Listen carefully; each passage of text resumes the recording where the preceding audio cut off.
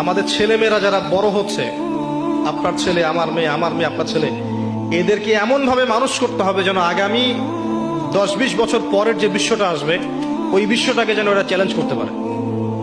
গরু ছাগল মানুষ করার কোনো দরকার নাই, গবাদি পশু বড় করার কোনো দরকার নাই। এসব বাচ্চা কাচ্চা থাকার চেয়ে না থাকা ভালো। প্রত্যেকটা ঘরে ঘরে একটা করে ইসমাইল তৈরি করেন, প্রত্যেকটা ঘরে ঘরে একটা করে ইসমাইল তৈরি করেন, একটা করে খালিদ তৈরি করেন, একটা করে ওমর তৈরি করেন। বাচ্চা একটা নেন, একটাকে ওমর বানান, প্রয়োজন একটা নেন, একটাকে ওমর বানান।